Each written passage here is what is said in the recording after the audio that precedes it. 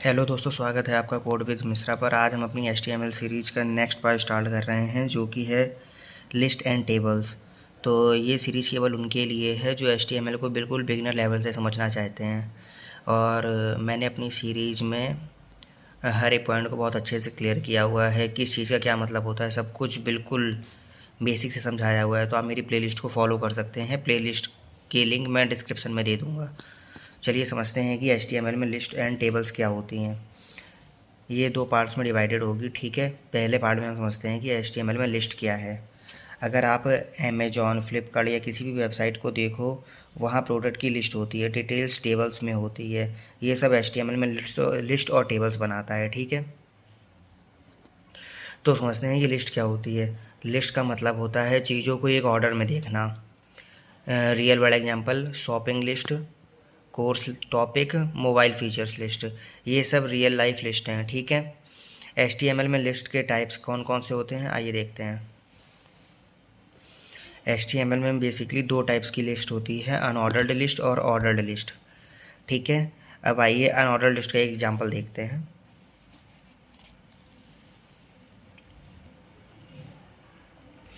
Unordered list का मतलब होता है जिसमें ऑर्डर मैटर नहीं करता है।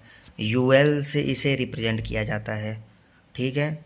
UL के अंदर जो भी होगा वो हमारा अनऑर्डर्ड लिस्ट में होगा, ठीक है। ये लिस्ट के टाइप हैं। LI का मतलब होता है लिस्ट और UL अनऑर्डर्ड, ठीक है। इसमें हमने रखा हुआ है मिल्क, ब्रेड एंड एग्स। इसका लाइन बाय लाइन एक्सप्लेनेशन समझते हैं कि क्या है। UL का मतलब होता है अनऑर्डर्ड लिस्ट, LI का मतलब है लिस्ट आइटम्स।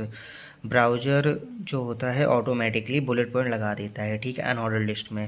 अब आइए आगे देखते हैं कि ऑर्डर लिस्ट क्या होती है।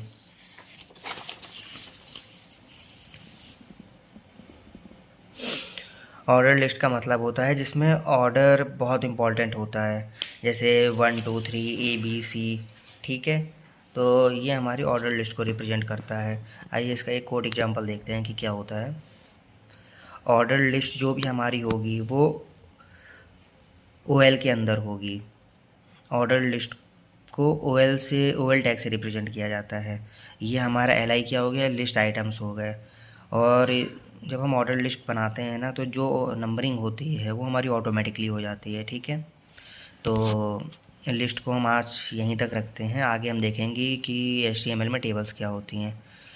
और जो मेरी HTML सीरीज़ को बिल्कुल बेसिक से समझना चाहते हैं वो इसे फॉलो कर सकते हैं, ठीक है। Thank you so much, thanks for watching.